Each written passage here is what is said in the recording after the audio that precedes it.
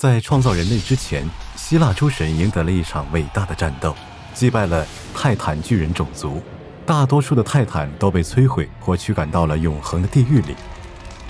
但泰坦巨人 Prometheus， 名字寓意为遇见，说服了他的兄弟 Epimetheus， 与他一同在神的一边作战。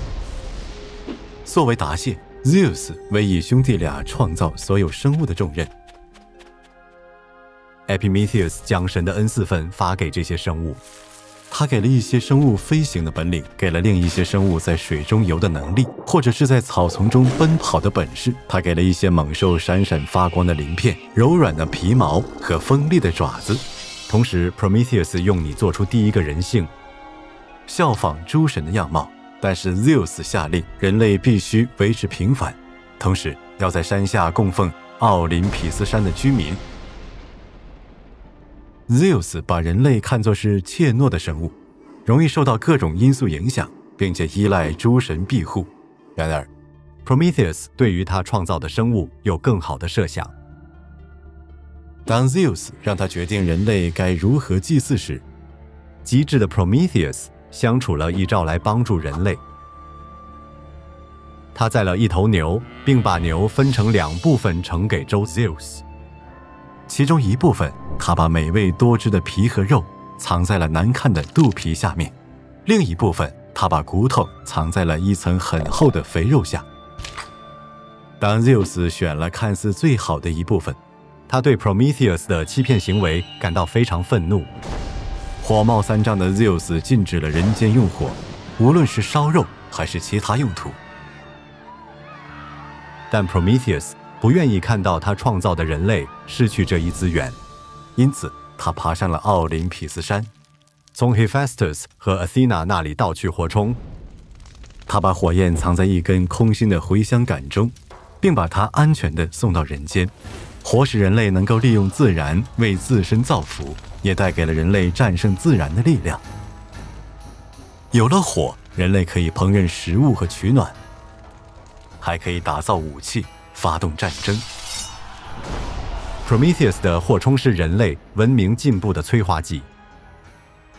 当 Zeus 发现人间烟火袅袅，他才意识到发生了什么。Prometheus 再一次伤害了他的自尊心，颠覆了他的权威。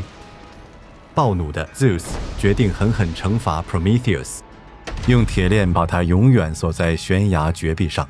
一只秃鹰每天都会去啄食他的肝脏，每天晚上他的肝脏又会长回来，第二天继续被啄食。